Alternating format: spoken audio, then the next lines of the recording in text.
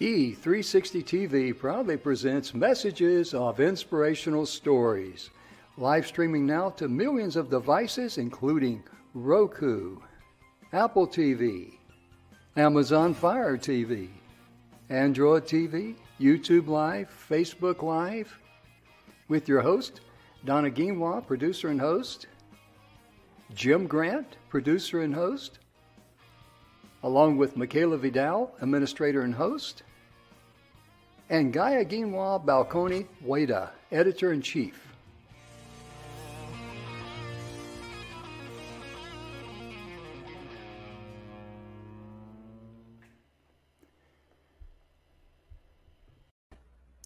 Good afternoon, everybody, and welcome to the Messages of Inspirational Stories.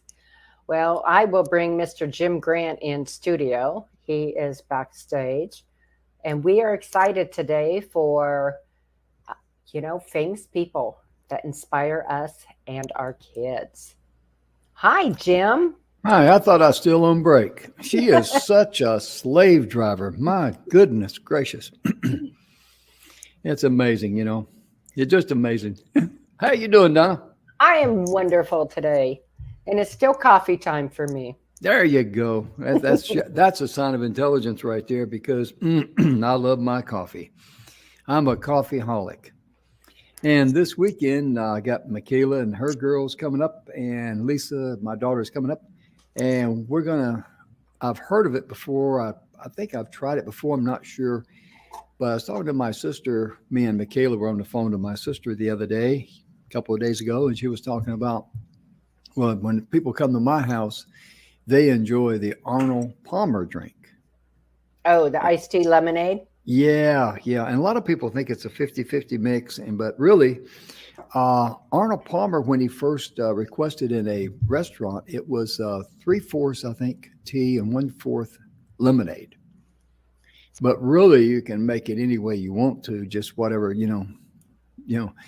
tickles your taste buds, Right. But we're gonna try some of that, especially with the young kids and all that. And I think it might be a little interesting to see how that goes. We'll make it they ought to have the National Arnold Palmer Drink Day. Why not? I mean, they got lemonade, they got all kind of things on there. Like today, my goodness gracious. Oh, we got a bunch today. Oh yeah. We're going to start right out of the gate with some good old-fashioned H2O. Absolutely. National Hydration Day. That means water, folks. Everybody says, I know that.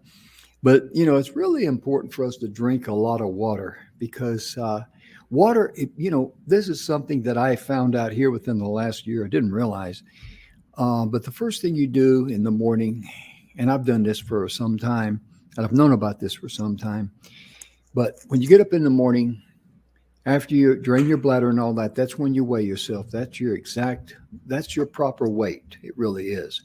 But then what I do, because I get up at various times, this morning I was up a little after 4. I just wait till I get up, and then I cut the coffee pot on. It's already loaded, just hit it brewing. Took the dog outside and did some things, and I come back in, and while it's brewing, I drink a glass of water. Water is something that is very, very important, because if you lubricate yourself well, your mind works better. That in itself, for me, is an incentive. Well, and it's also important, though, to understand, too, that you need electrolytes. Yes.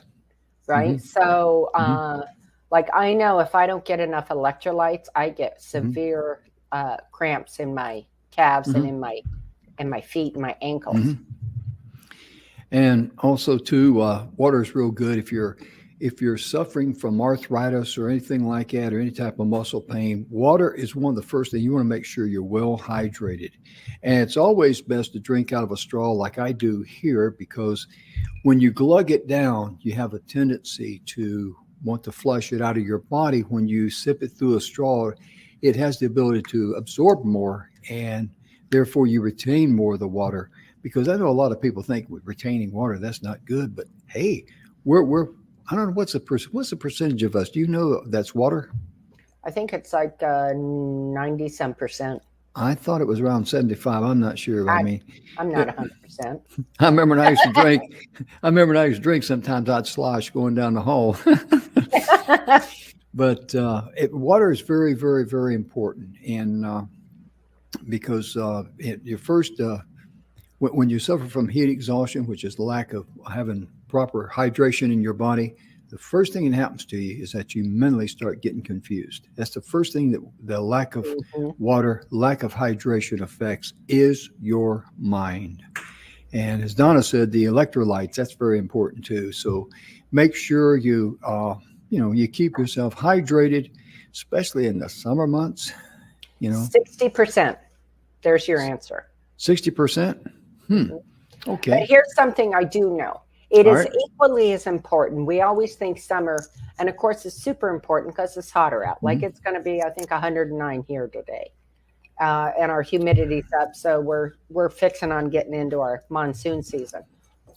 And although it's critical to be hydrated in the summer, it's equally critical to get Mhm. hydrated in the winter Mhm. because it isn't as hot. We don't think we're as thirsty, but our body has to have the same amount of fluids. Yeah, that doesn't change because I No, remember when I was in Germany in 1969, January and February on Forger 1, they had us sleeping in tents in Grafenwehr, Germany, with snow on the ground. And so they were one of the things that the senior NCOs and the officers looked for was dark yellow snow. Now, I'm not trying to right? be gross or graphic because they knew a lot of guys would not want to drink any water because it's so cold outside. They don't want to go. But, lack of hydration, improper hydration, the darker your urine is. That's a telltale sign there. It should be good and clear. It Hmm. really should be. And, excuse me. Boy, my nose is itching today. I don't know why. Mom always said, then you're telling lies or you got a kiss of Well, yeah, that was not a lie. I saw some yellow snow there. joy. Well, we knew not to eat it, but no, it's somehow or another, it's a vibration or something when I talk. I don't know. But anyway, meanwhile, back at the ranch, we're going to go to the well and get some fresh water. And Donna, today is also National Pecan Sandy Day. Good stuff. Mm, it really is. And I mean, I don't know who invented pecan sandies, but I want to personally thank them for that. Oh, pecans are so good. Oh, I love pecans. I really do. I love all kind of nuts. I Pecan tell you, pie. yeah, no kidding. It's really, nuts are real good for you. And I like Donna says, I love pecans and all that. My goodness gracious. Mm, gets Good me stuff. going. Well, today is also National Typewriter Day, Jim. Yeah, it is. It really So, is. although we really don't use typewriters a whole lot anymore, they've become Mm-mm. pretty much obsolete. Mhm. But, that was paved the way for computers, right? Yeah, And it. Mhm. the first typewriter patent was granted in 1829. Wow, that's before I was born. But it wasn't built until 1867 near Milwaukee. How about Hmm. that? Yeah. And typewriters, ladies and gentlemen, they were very. I remember back in the 70s and 80s, if you had an IBM Selectric, Oh, yeah. that was the cat's meow when it come to typewriters. And in fact, there was a company here I knew of about 20, no, excuse me, about 30 years ago. They specialized in reconditioning and selling IPM, the IBM Selectric typewriters. And during their peak, that was the only source that a lot of writers had to prepare to type books, Mhm. articles, and manuscripts. And even though they started declining in the 20th century and that sort of thing because of the keyboards on computers and all that, but there's been a resurgence of a popularity among some of the young people, which I find surprising. And some of the writers, Donna, because they trained on typewriters, they're very familiar with it.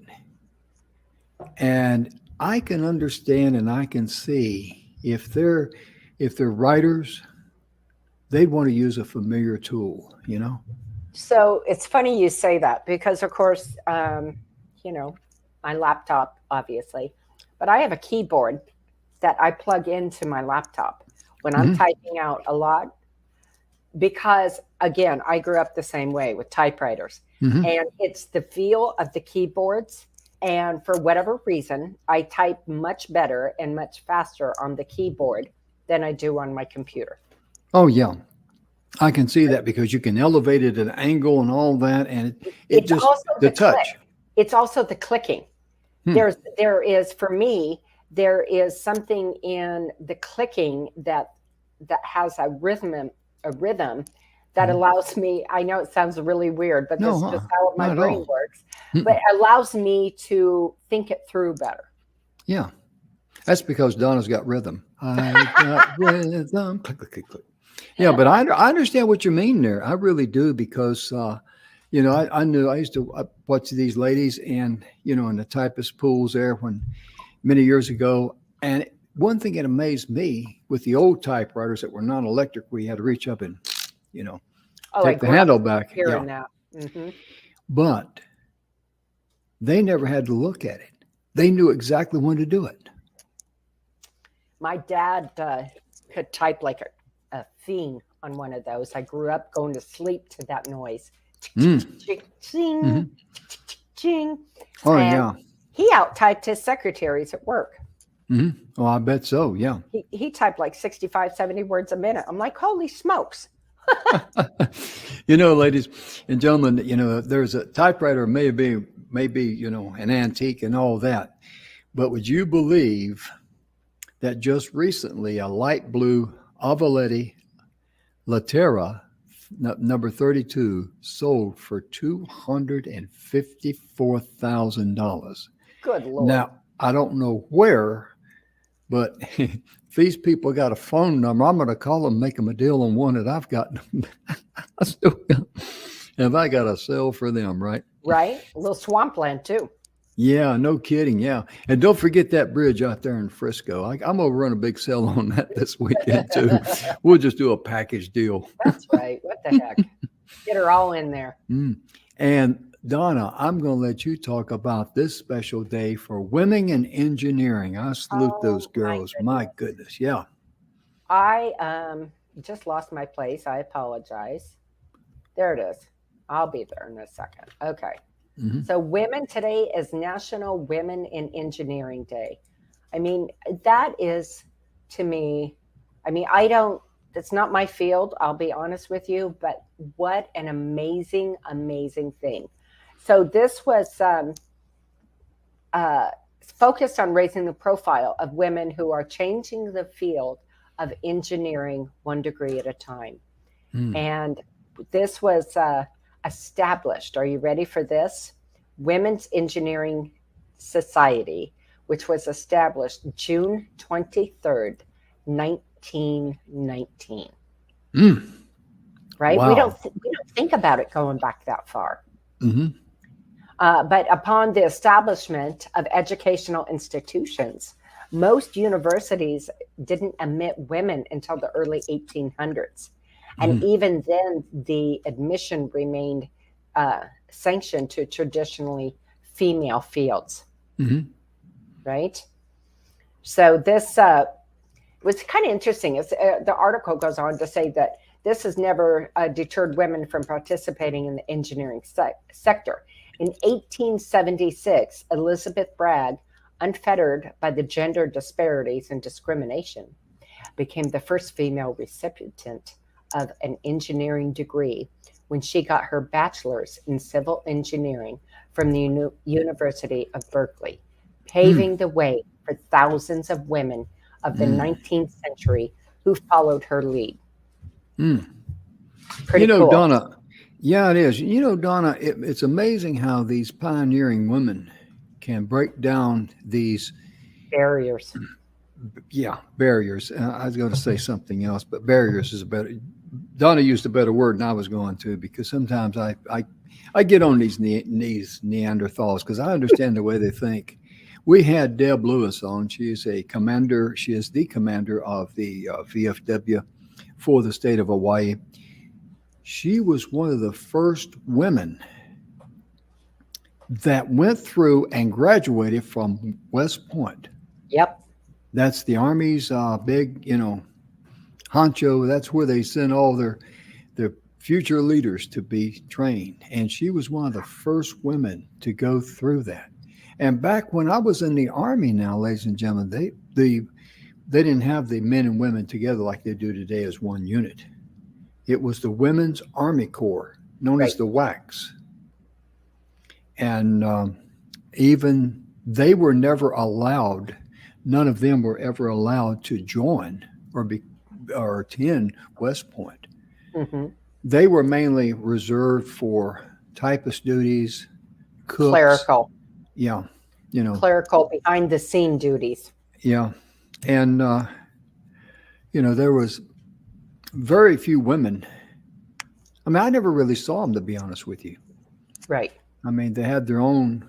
The only ones I was ever around were at Fort Huachuca after I came back from Vietnam in 1970. But they had their own billeting area there. And it was just one big 2-story billets and all that. And we used to call it the Wax Shack. But my point being, I just know that they were, used for clerical duties. They were used in the dining facility. And they were not given the opportunity to go, grow, and excel and use their gifts, talents, and their intelligence. Right. And I'm so glad that that's changed. I really am. Well, it's interesting because when we read back in history, there's always been women who have vital, important roles in their community, in their ethnic community, whatever that might be, who were leaders. Right? So let's look back to, some of the indigenous tribes. Women were often medicine women. Yeah. Right? And they were, right up there. I mean, they had knowledge and information that helped everybody around them. So it just goes to show that, it took a while, right? It took a while for it to be caught up, but women is an important part of our society, has always been there, but now it's granted and accepted that, women weren't just made to be barefoot and pregnant in the kitchen. Oh, yeah. And the thing, too, the thing that I recognize about women, a lot of men do. I think most men nowadays do, because women have that common sense level that guys don't. They have that gut feeling, that intuition, where they can say, that they know when they hear something that's true, based on the energy, based on the body language, based on the whole enchilada. Where us guys, sometimes we're blind as bat and dumber than a box or ox, And that's, as I like to say, that's how come more gold has been mined inside the mind of a man than ever came out of a hole. Really. And that's true. Back during the 1849 gold rush in California, that was actually true. And Donna's moving up and down in this world. I am. I'm sorry. That's I tried to okay. get in the same level as you were. Oh, same level? Okay. Oh, she's on a higher level, trust me. But realistically, that is something that, the ladies have. They have that special gift. And when you're talking business to a lady, if if she knows, she has that gut feeling. There's something about you girls, you just have that gut feeling, say, hey, this is a good deal. Right. And I'll tell you right now, that's why every guy should ask for input, feedback from his spouse, or lady friend, whoever, sister, whoever, a friend. Get some honest feedback from them, because they will see some things that you don't see. That's just the truth of it. So, right, I would agree. One person that's really he went through a lot in his life. He was imprisoned for 20 years. And when he came out, he was not bitter. He was true to his school. and that was Nelson Mandela. Right. Donna, when I mention the name Nelson Mandela, just off the top of your head, what comes to mind? Wow. Yeah. A man, I mean, that's, whew. Hmm. He was a man who, to me, encompassed peace, Hmm. wanting to encompass peace, wanting to encompass love, Yes. humanity, Hmm. and knew that unfortunately knew that the only way he was going to get there was basically to put himself in the position to be imprisoned. Hmm. Yeah, because from early on, he knew what was right and he knew what was wrong. Right. And he made a commitment to his beliefs, his values, his morals, his ethics.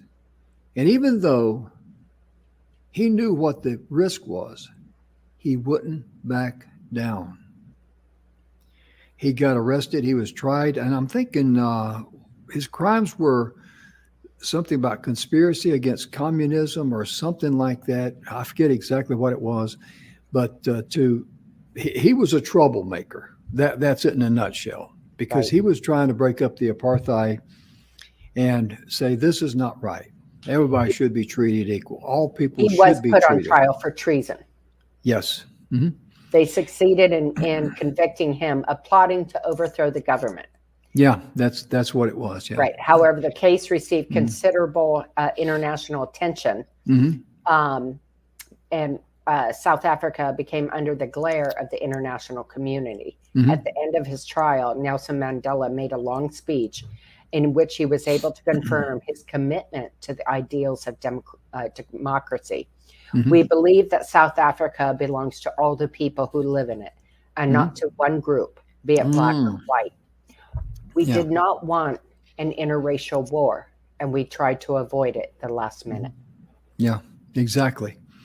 He was a man of peace, but he was also a man of vision. He was also understood what Donna and I stand for on this show, and we've said many times, love yourself first, love others, but most importantly, we're all created equal.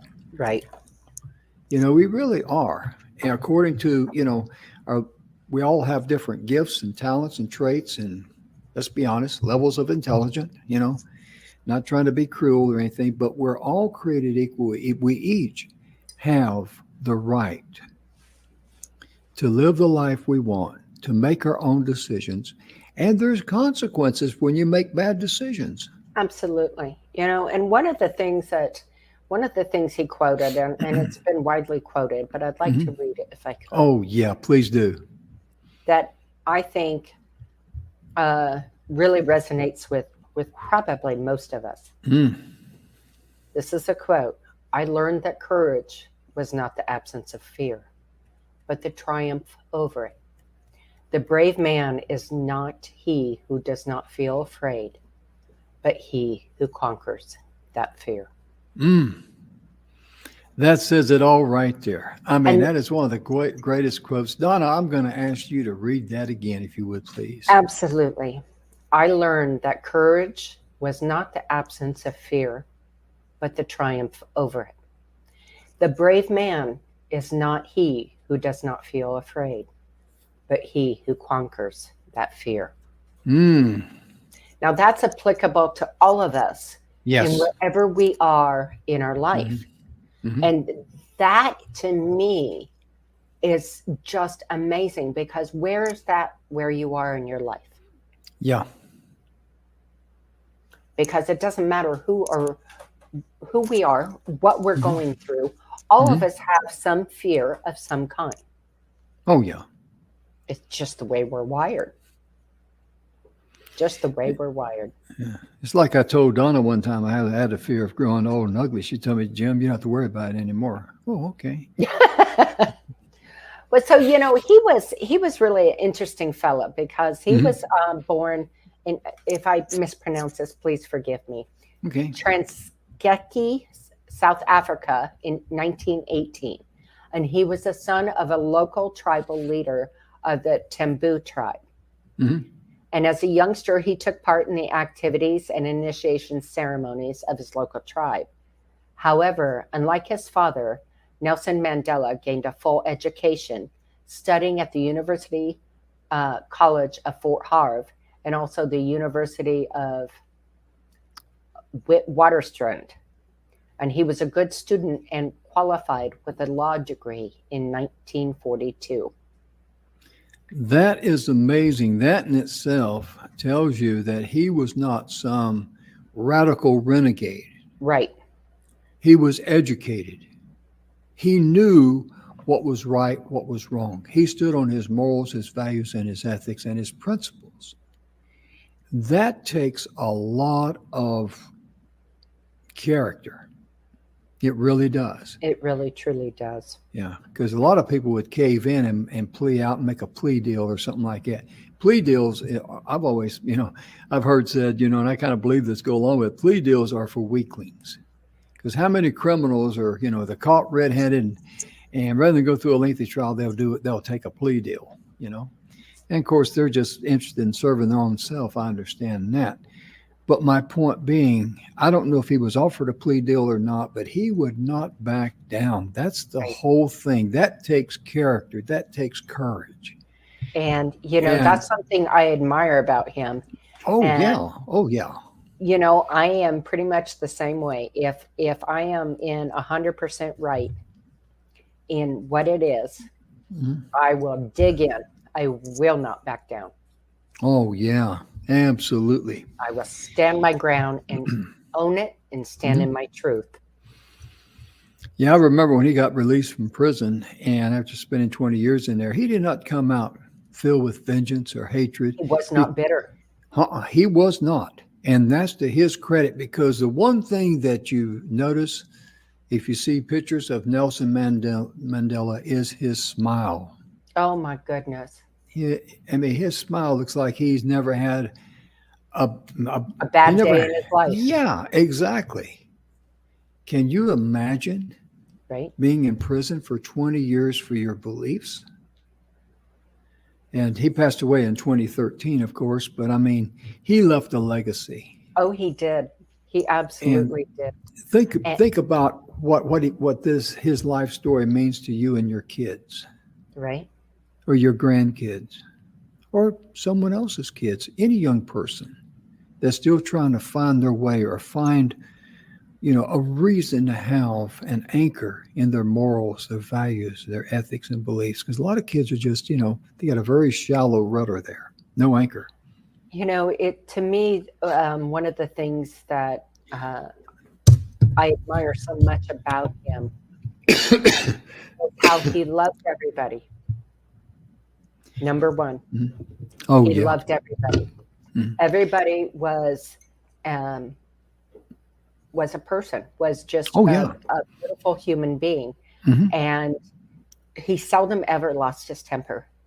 Mm-hmm. Yeah, that in itself is, something you got to salute right there, right? Especially with all the knuckleheads. All the individuals he was dealing with. Well, and that's something that's hard to learn, to not lose your temper. And we've discussed this before on the show, Jim, and it took me a long, long time to learn not to lose my temper. And the thing is that once you master that, in mastering your energy, right, that you realize that you can actually see the problem clear. All being angry does is muddy the waters and put a big dark curtain in front of the problem. So that's huge. And the fact that he didn't get mad and he would think about everything, he didn't just react to somebody's words, right? He thought about his response. Mm-hmm. He was kind of very soft-spoken too. He didn't sound like, when he talked, he didn't sound like, anybody wanted to be a dictator or anything like that. He was very soft-spoken. And as we've said before on the show, whenever, especially young kids, I call them young kids, young married couples in their 20s, and they get into an argument, and this is not limited to the 20s. This can go all the way up to the 60s, 70s, and 80s. None of us are immune to it. But when we argue, most of the time, we're not trying to solve the problem. We're trying to win.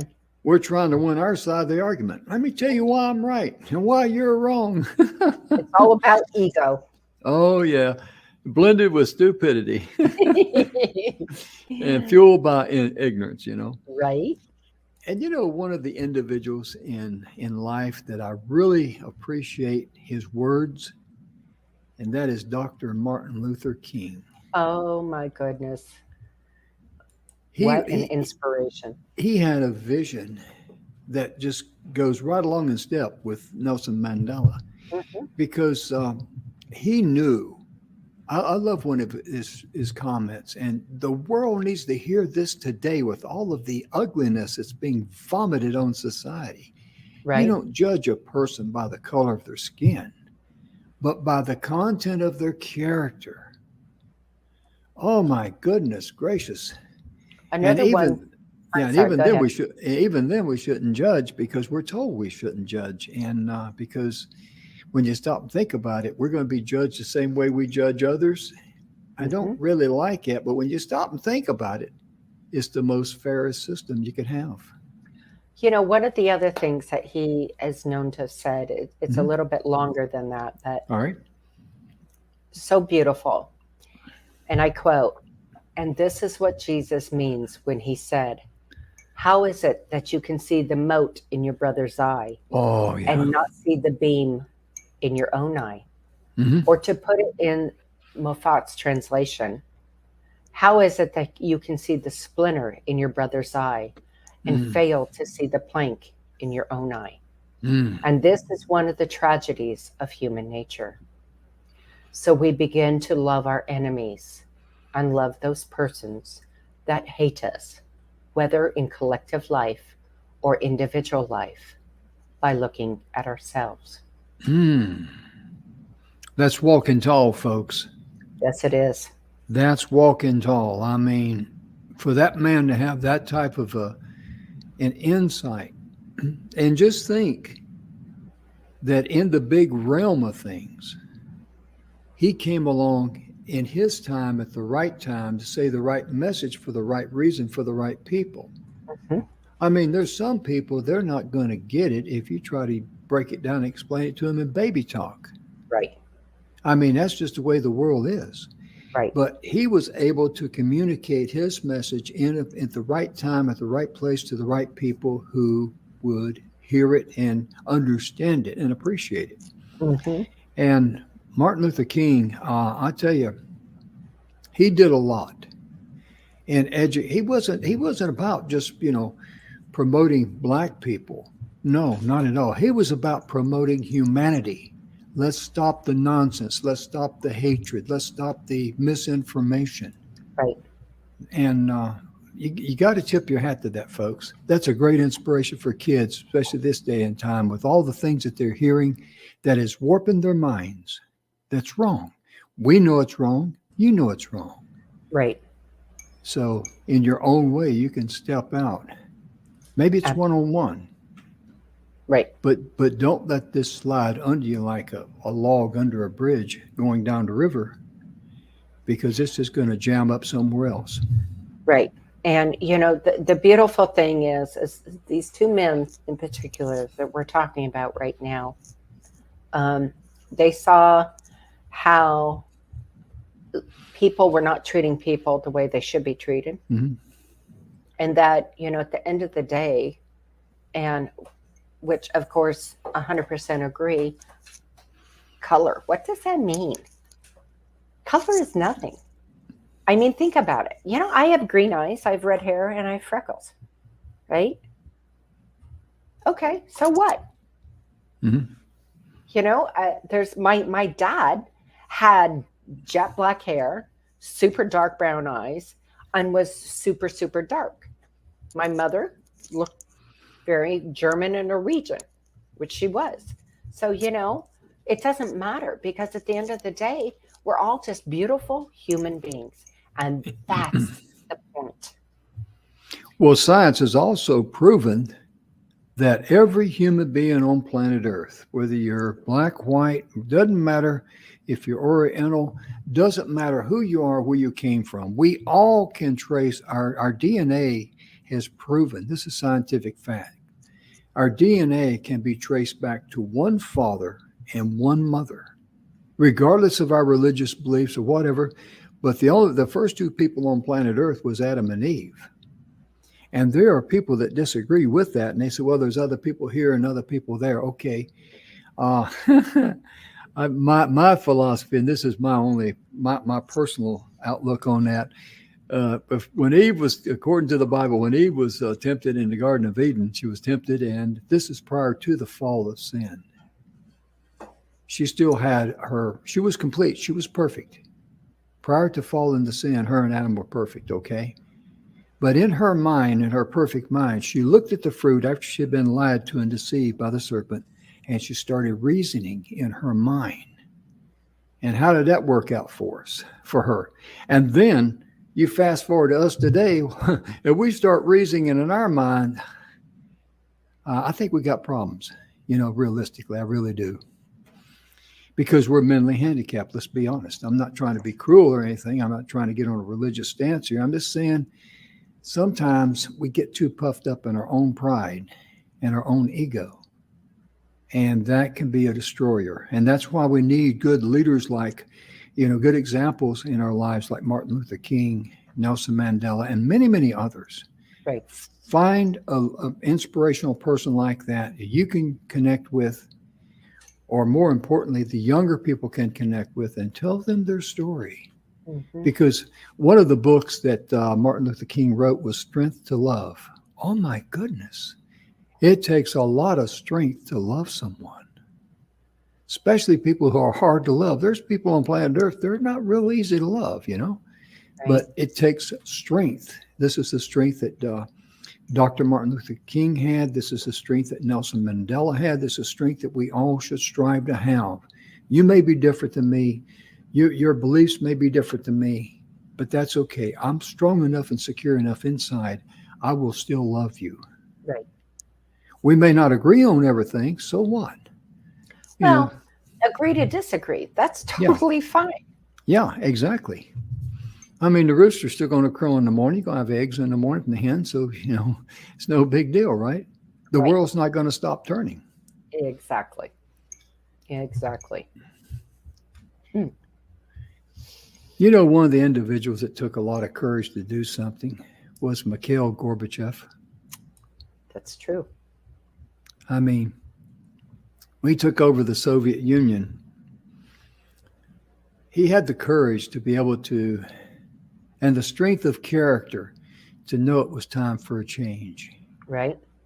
And he gave up the power of the Soviet communism. He was a dictator. That's what communism has. They have a dictator. And this particular dictator was also awarded the Nobel Peace Prize in October of 1990. Yes, he was. Because he played a very key role in dismantling the communist group.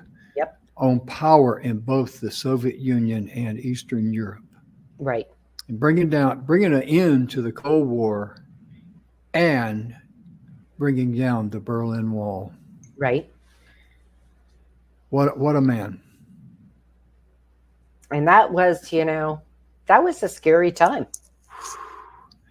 I mean, the people who put him in office, they were communists. And here he is selling out their party. I'm not an expert on communism. I understand enough to know that I want no part of it. But for him to go against his own party, he went against. Right. It's hard to say what all he ran into opposition, but he had courage.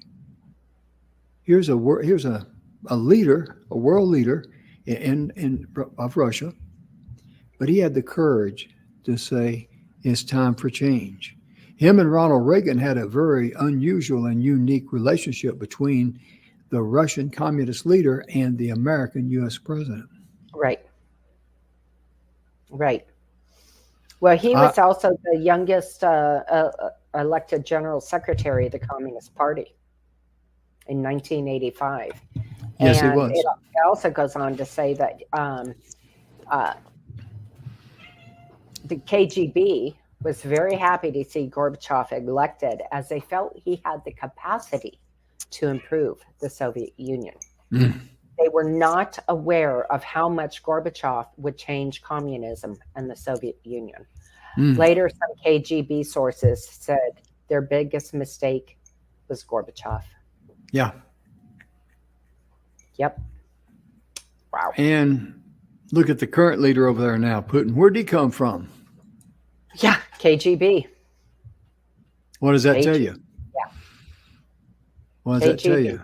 Mm-hmm. That goes to show you how wrong the old school world of men's minds can be. When they're stuck in the mud, and we've always done it this way it should be, and look at the result of what's going on.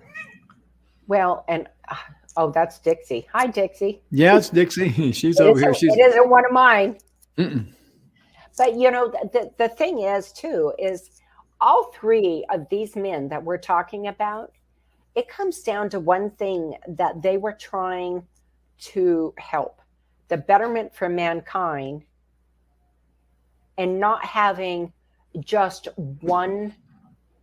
And I'm going to use this as a metaphor: one person, one area, one type in power. Mm-hmm. Right? Mm-hmm. Because to have power like that over somebody else, oh my goodness, no. Mm-mm. No, Yeah. we are all individuals with beautiful gifts.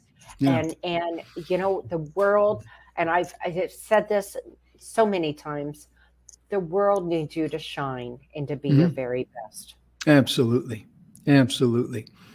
And even though here in the United States, ladies and gentlemen, a few folks watching us overseas, we have 435 U.S. congressmen. We have 100 U.S. senators. That's 535 people. Then we got the Supreme Court and the president and vice president and all that. But that is a very fraction. I mean, a very small fraction of the American people. And we, the people, the way our Constitution reads, we should be able to, and we do, many of us do individually, but collectively, we stand up, we walk to the beat of our own drum, because we have a calling that is much higher than any of those folks there in Washington, in all due respect to them. And that calling is this: it is our responsibility to love one another, be respectful of one another, treat one another like just exactly what we are. We're brothers and sisters from different mothers. That's it. And to help each other. Amen. Amen. Today earlier this morning, I should say, I was trying to help a young man understand the difference between marketing and selling. And I asked him, I said, the difference between marketing and selling? He said, well, they're kind of the same, aren't they? And I said, no. And so I used the analogy of the football team. And the football teams, they're on the field, they're going to take the field, and they're going on offense. The coach on the sideline will determine what series of plays we're going to run. And the coach will communicate that to the quarterback. The quarterback's responsibility is to share the individual play for each play to the team for execution. Therefore, the coach on the sideline is your marketing team. The quarterback and the players on the field, that's your sales team. Right. Because marketing really comes down to, targeting your demographics. Then your sales comes in for the psychographics to get them to do a call to action and buy. And once I explained it to him like that, he understood it. So I wanted to share that with you folks out there in case someone is, wondering about that. And just don't buy ads here, there, and yonder. If you want to buy some ads, buy them from me and Donna. We'll treat you right. If you're watching our show, you're definitely in our demographics. But seriously, and I mean this seriously, don't get caught up in the sales hype without a good marketing strategy, because marketing strategy comes first. Right. If you don't have a game plan, you ain't got nothing to call. Right. using the football analogy. I don't know why I wanted to throw that in, but I'm not going to charge him any extra today, Donna. Well, that's mighty nice of you. Oh, okay. Yeah, See there? mighty nice of you. Oh, yeah. That's your, is there a Friday freebie? Well, that's Friday freebie, but a day early. I just, I guess I would like to just say I feel very honored and privileged to not only, be able to be on here on the TV show with you, Jim, but to be with our audience, but to have been privileged to live in a lifetime where there was great people, great role models, great men and women. Yes, ma'am. Who have been role models for us in different levels, different areas of life. And, these three men that we've just talked about, Jim, they really helped our future. And there's plenty of people out there who are shaping it as we speak. Yes, ma'am. That they are. And, another gentleman I'd like to mention very quickly, excuse me, my throat. But this guy here, who's ever heard of William Wilberforce before? William Wilberforce. I had not heard of him until I started doing this research on him. And he was born the 24th of August, 1759. He died the 29th of July in 1833. But he was one of Britain's great social reformers. He was involved in campaigns against slavery way back then. He was very much in promotion of education, Christianity, strict morality, and animal welfare. Oh my goodness gracious. Because you don't normally think of someone back in the 1700s or early 1800s being an animal welfare, crusader. But he was, And his life, he saw his life's mission to end slavery, and it is remembered for the active participation in getting Parliament to outlaw the slave trade. He died just 3 days in 1833, just 3 days after Parliament passed the Slavery Abolition Act of 1833, which effectively banned slavery in the British Empire. What a gentleman that, Donna had a little communication problem. I didn't realize that because internet issues. Okay. But what a gentleman to be a catalyst. What a gentleman to be able to stand out. And this is another person that your children and you and I can, look at and become very much inspired because he ran into opposition big time because he's talking about banning a slave trade. That's where a lot of these folks made their money. Talk about putting them out of business. He's going to be pushing a chain uphill. And William Wilberforce is his name. And he was all about, his morals were very high. He had a strong faith in his religious beliefs. And his comment was this: God Almighty has set before me two great jobs, the suppression of the slave trade and the reformation of manners, which is morality. And think about that today. We don't have any problem with slave trade today, but we certainly have a problem with morality and manners because there's so much disrespect going on. And Donna, I just read that. I'm going to read it again since you just got back. This is William Wilberforce. He says, God Almighty has set before me two great objects, the suppression of the slave trade and the reformation of manners, which is morality. And he was, I'm wanting to see a look in here a little bit deeper if I can, but he was a catalyst in animal welfare. That just goes to show you right there, ladies and gentlemen, a person has their heart right with their fellow man. They'll also have the right heart towards animals. Mm-hmm. Because only an evil or mean person will hurt a person or an animal. Right. It's just evil, just wickedness, just plain old, as my mother used to say, just plain old meanness. Mm-hmm. And she's right on that. Absolutely. Absolutely. I'm Wow. glad you put a quarterback in for your internet problems there. Yeah, I know. We've been having some issues. There's Mm. a lot of outages with Cox, Hmm. and it's just a little frustrating, but there it is. Oh yeah, I know what you mean, girl. I was over here just yakking away, and then I came back after looking at my other pages there, and I was the star of the show there for about 30 seconds or so. Right, right. You Does know, that does that mean I get more pay or not? no, absolutely not.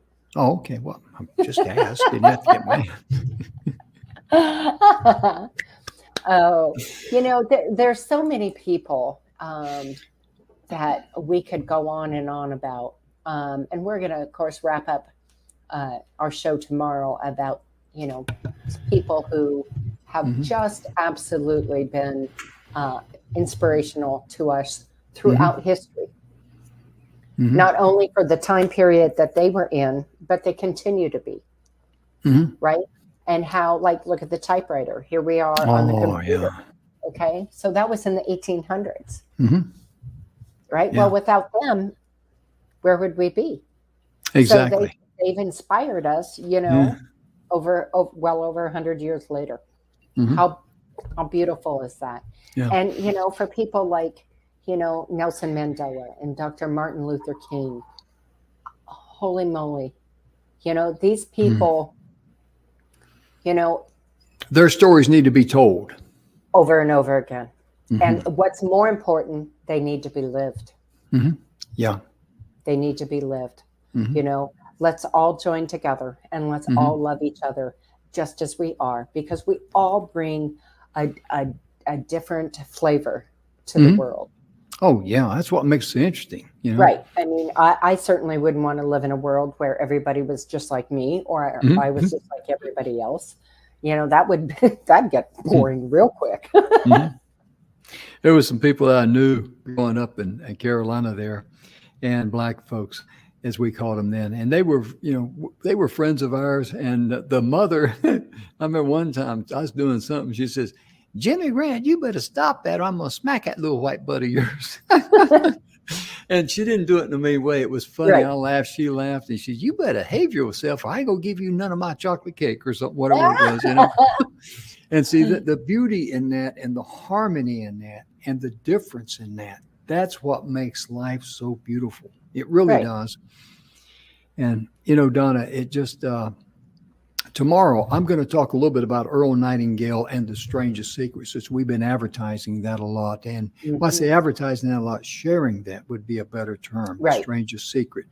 And it's just his lifestyle and how I met him. Well, I just briefly met him. But the impression I got from him, and he's got an inspiring story too. And it's just amazing how, as we travel down the pathway of life and we get older, we realize what's important. Oh, isn't that the truth? Family, friends, love, and forgiveness. I mean, Hmm. you can't live without love. No, You really can't. no. You need it like oxygen. Yep. And at the end of the day, that's all we take with us, Jim. That's right. The love That's that right. the love we've given and the Mhm. love we receive. That is There you all go. we take with us. Well, we're out of time, aren't we? We are out of time. And this has been a wonderful, wonderful show. And I Mhm. so enjoy talking about people who have Oh yeah. touched my personal life, Mhm. Oh yeah. Oh yeah. It's always good to read stories about people who you've never heard of, like well, I'd never heard really of William Wilberforce before, but I mean, Right, just you get a chance to share that information. Wow. right. What a privilege and honor, huh? It is. It is.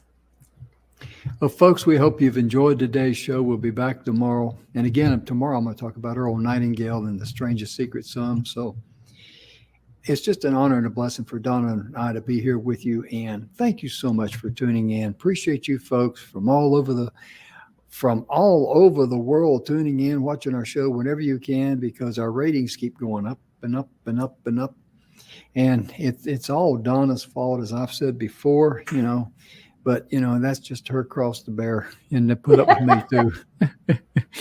but it's our pleasure to be here. Be sure It is. and love yourself first of all, first and foremost, because you can only give what you own. If you love yourself first, you own it, and then love others. Give yourself grace, as Donna likes to say. Most importantly, forgive those that are less fortunate than you, that are different than you, or may not even agree with you. But love them enough to forgive them and go on. We'll see you tomorrow now. Bye bye. Bye, folks.